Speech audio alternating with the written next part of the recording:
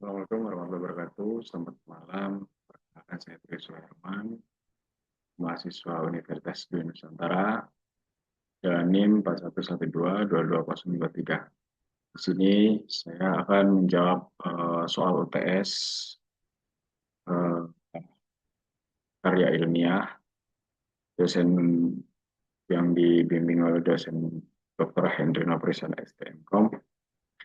Di sini akan saya menganalisa dan mentelaah artikel jurnal ilmiah untuk perbandingan dengan UTS saya, dengan jurnal saya.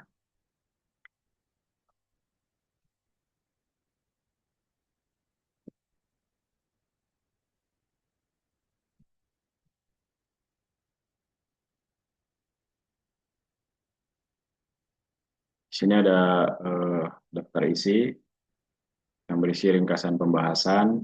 Di sini yang pertama saya akan membahas komponen abstrak artikel, mengidentifikasi dan mengevaluasi isi abstrak. Lalu yang kedua ada komponen latar belakang, masalah urgensi, tinjau pustaka, dan tujuan. Lalu yang ketiga ada komponen metodologi, tahapan SDLC, ada waterfall. Lalu yang keempat ada tempat publikasi dan citasi, dengan akreditas, biaya, plagiasi, dan style citasi. Lalu yang kelima ada perbandingan dan evaluasi artikel, struktur isi, kualitas, dan perbaikan. Di sini ada soal nomor 1 yang sudah saya jawab. Di bagian A ada komponen abstrak artikel. Abstrak artikel telah disusun secara lengkap dan sistematis mencakup 5 komponen utama, yaitu latar belakang yang berisi DKM para Madinah mengalami masalah pada registrasi dan absensi yang tidak sinkron. Lalu ada tujuan penelitian mengembangkan sistem registrasi dan absensi secara menggunakan metode waterfall. Lalu ada metodologi pengembangan dan metode waterfall dan pengujian dengan sistem black box testing. Lalu ada hasil penelitian aplikasi DKM registrasi sistem berbasis web dengan QR code dan Google API. Lalu ada kesimpulan, sistem berhasil menyinkronkan data registrasi dan absensi serta mencegah kecurangan. Lalu di sini ada soal nomor 1 bagian B, evaluasi kelengkapan abstrak. Di sini ada abstrak sudah mencakup keseluruhan inti penelitian secara lengkap dan jelas. Di sini ada kesimpulan analisisnya lengkap dan sistematis, memuat masalah, tujuan, metode, hasil, hingga kesimpulan. Bahasa formal disusun dengan bahasa ilmiah yang formal dan mudah dipahami. Inovasi terlihat penggunaan QR code, Google API, dan metode waterfall ditampilkan. Representatif, pembaca memahami inti penelitian hanya dari abstrak saja. Di soal nomor 2, bagian A, komponen latar belakang, ada masalah penelitian yang berisi registrasi dan absensi DKM para Madinah masih konvensional atau kertas plus Google Form terpisah, sehingga data tidak sinkron. Peserta tidak bisa absen tanpa registrasi dan rentan kecurangan. Lalu ada urgensi penelitian, ketidaksesuaian data menyulitkan distribusi sertifikat dan benefit. Diperlukan sistem modern yang terintegrasi, aman, dan efisien. Di sini ada tujuan pustaka mengacu pada penelitian Nopriandi tentang sistem registrasi Visual Basic, serta kajian sistem absensi otomatis, QR code, metode waterfall, dan pengelolaan sistem informasi. Ada tujuan penelitian mengembangkan aplikasi registrasi dan absensi berbasis web menggunakan metode waterfall agar data sinkron, aman, dan efisien. Kalau di sini ada soal nomor bagian B, manfaat dan latar belakang bagian pembaca. Latar belakang artikel sangat membantu pembaca memahami pentingnya penelitian. Penulis menjelaskan permasalahan secara detail dan realistis, lengkap dengan dampak negatif selama sistem lama dan dasar ilmiah dari penelitian terdahulu. Yang pertama ada penjelasan detail, kelemahan sistem manual diuraikan secara konkret dan mudah dipahami pembaca. Yang kedua ada dampak negatifnya, ditampilkan resiko ketidaksesuaian data, kecurangan, dan inefisiensi proses. Yang ketiga ada dasar ilmiah, diperkuat penelitian terdahulu sehingga argumen memiliki landasan akademik. Lalu di soal nomor 3 bagian A ada metodologi SDLC, model waterfall. Artikel menerangkan SDLC, model waterfall yang terdiri 5 tahapan berurutan. Yang pertama ada analisis kebutuhan, ada 2 perancangan, ketiga implementasi, 4 pengujian, 5 pemeliharaan. Di bagian analisa kebutuhan, wawancara dengan DKM untuk menentukan kebutuhan dan masalah sistem. Lalu di perancangannya, itu pemodelan dengan UML, use case, class, dan activity diagram. Untuk implementasinya menggunakan Node.js, Express.js, Node.js, Google Spreadsheet API, Node Mailer. Pengujian menggunakan black box testing, validasi registrasi, QR code, absensi, notifikasi. Lalu di pemeliharaannya tidak dilakukan penelitian, berhenti pada tahap pengujian saja. Soal nomor 3 bagian B, evaluasi metodologi penelitian.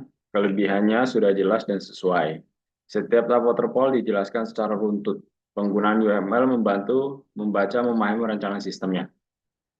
Penjelasan teknologi cukup detail dan informatif. Waterfall dapat tepat karena kebutuhan jelas sejak awal. Black box testing sesuai dengan fokus dan fungsi aplikasi. Ada catatan yang dapat ditingkatkan lagi, akan lebih baik jika penulis menyertakan jumlah responden wawancara dan hasil evaluasi pengguna secara lebih rinci. Namun secara keseluruhan, metodologi sudah baik dan relevan untuk mengembangkan aplikasi berbasis web. Di sini ada soal nomor 4, di bagian A ada tempat publish artikel. Jurnal yang saya ambil adalah Jurnal Teknik Informatika Institut Teknologi Padang. Tahun 2024, volumenya vol 12 nomor 1, akreditasinya terakreditasi Sinta di OI-nya 10-21063 JTIP garing JTIP 2024 P12.1. Lalu di sini soal nomor 4 bagian B dan C dan D biaya plagiasi dan style citasi. Yang B ada biaya, APC diterapkan, jurnal mencantumkan artikel processing charge. Untuk proses editorial, review, dan penerbitan online. Nominal biaya tidak tercantum pada artikel, informasi lengkap tersedia di website resmi jurnal. Isi ada skor, plagiasi. Plagiasinya kurang lebih 20%. Kurang dari 20%. Sesuai ketentuan umum jurnal terakreditasi Sinta, tingkat plagiasi maksimum berada di bawah 20%. Cek Turnitin demi menjaga originalitas karya ilmiah. Lalu ada style citasi, di sini ada menggunakan IEEE style, menggunakan model numerik IEEE, referensi dirujuk dengan nomor 1, 2, 3 pada isi artikel maupun daftar pustakanya. Di sini ada soal nomor 5, bagian A, perbandingan dengan jurnal yang sudah saya buat, yaitu ada struktur artikelnya. Kedua artikel menggunakan format ilmiah baku, namun terdapat perbedaan tingkat kelengkapan. Artikel referensi lebih lengkap dan matang, penulisan akademik lebih konsisten, pembagian subbab lebih detail, menggunakan diagram UML, tampilan implementasi sistem, tabel pengujian sistem, pembahasan hasil lebih rinci. Sedangkan artikel saya struktur sudah sesuai, mengikuti format ilmiah baku, memuat judul abstrak pendahuluan, metodologi hasil kesimpulan, ucapan terima kasih, dan daftar pustaka. Bagian hasil dan pembahasan belum diisi, belum semua bab dirinci karena bagian pembahasan dan hasil itu memang belum saya isi karena saya belum menyelesaikan proposal TA-nya. Lalu di soal nomor 5, bagian A, perbandingan antara artikel saya dengan artikel referensi itu isi dan kualitas artikelnya. Isi artikelnya referensi DKM registrasi sistem. Sistem registrasi dan absensi secara berbasis web, waterfall plus QR code dengan implementasi dan pengujian rinci. Sedangkan artikel saya manajemen transportasi kantor. Sistemnya berbasis web dengan metode algoritma yang menggunakan AHP dan SAW untuk prioritas kendaraan, fitur hybrid approval, dan monitoring konflik. Kualitas penulisnya, artikel referensi unggul dalam kelengkapan, formalitas, dan kedetailan hasil. artikel saya memiliki konsep relevan masalah nyata, metode plus metode algoritma HPSAW, namun perlu menyempurnakan pada hasil pengujian dan kelengkapan diagram. Di soal nomor 5 bagian B ada kekurangan dan perbaikan artikel 1 dan sampai 4. Lalu di hasil dan pembahasan belum lengkap. Ini di artikel saya, tambahan hasil informasi perhitungan SAW, AHP SAW, tabel hasil ranking prioritas dan analisis. Lalu belum adanya diagram ULML dan IRD. Sertakan use case, activity, kelas diagram dan IRD agar struktur sistem mudah dipahami. Pengujian sistem belum merinci, tampilan tabel penguji, skenario uji, hasil yang diharapkan, hasil aktual, dan status keberhasilan. Perhitungan AHP SAW belum lengkap, sajikan matriks perbandingan normalisasi, engine faktor, konsistensi rasio, dan preferensi akhir. Di soal nomor 5 bagian B, di sini ada kekurangan dan perbaikan artikel saya di 5-7 itu referensi perlu diperkuat menggunakan jurnal Sinta atau Scopus referensi terbaru dan tambah teori AHP, SAW, dan TMS. Bahasa dan tata penulisan konsisten menggunakan bahasa ilmiah formal, ikuti template jurnal dan style citasi seragam IEEE atau EPA.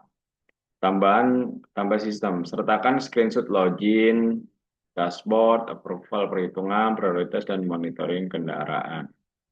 Ringkasan perbandingannya, topik penilaian sudah relevan, dan metode sudah sesuai.